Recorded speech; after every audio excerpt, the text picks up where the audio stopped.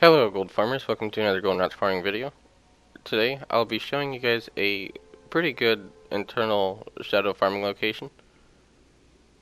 To get to this location you'll want to head to Dragonblight, and it'll be up here at the top of the zone, and there's this little cave that is right here around the Scarlet Point. It's really not too hard to find. It's pretty noticeable in my opinion, though if you aren't familiar with the location it could be a little difficult to come across. All you'll be doing is killing these Deathbringer Revents, and they have a pretty fast respawn. A group of 5 people would work really well.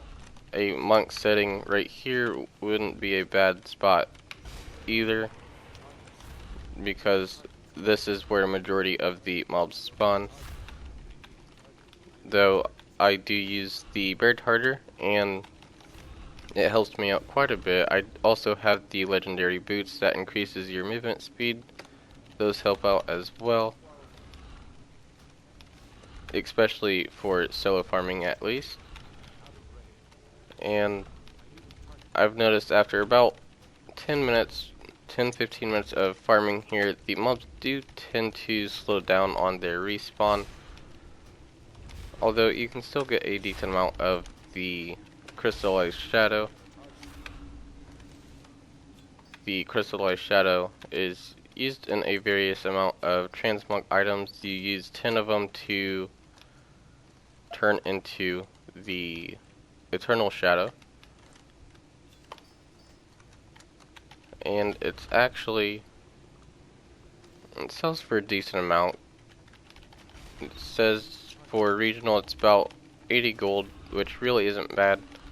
A lot of people tend to get it off of mining, which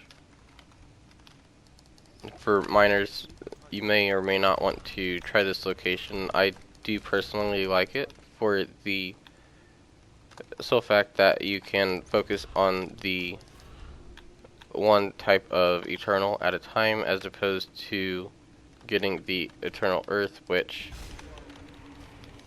is okay, I guess. It doesn't sell for as much.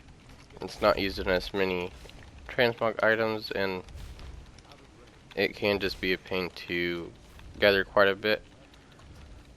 For people who aren't miners, this is definitely a good location to go to. I did check out to see if there were more farming locations for crystallized shadow, and this appeared to be about the only one, at least outside of Wintergrass. I've been trying to stay clear of farms in Wintergrass for now, just because it does depend on which side is controlling Wintergrasp at the time. Whoever is controlling Wintergrasp is the faction that can actually see the mobs and farm them. If your faction doesn't control it, then you can't see anything. I don't remember if there are any mobs at all, or if you just can't see the more common mobs that drop stuff like the crystallized elements. I do know that Wintergrasp is usually farmed for the crystallized life, and I do plan on trying to find another location. It probably won't be as good, but hopefully a different one that doesn't have to be controlled just to farm it. As you can see, within the 5 minutes of me farming this, my Bear Tartar did run out. I've been able to get almost 4 of these, which really isn't bad at all in my opinion. If you run this in a group of 5 people, then you should definitely be able to get well over 80 of these an hour, I would have to say. I've not personally farmed this in a group myself, but if the numbers of mobs killed is brought up, you should be able to see an increase in the materials. It's a fairly common drop. I've very rarely come in here and had a dry session of the crystalline shadow, so it's pretty good. Transmog items, or greens at least, you don't typically see too many of those here. So I guess if you're an enchanter, then you could always just disenchant the greens that you get and make a little extra gold off of it that way.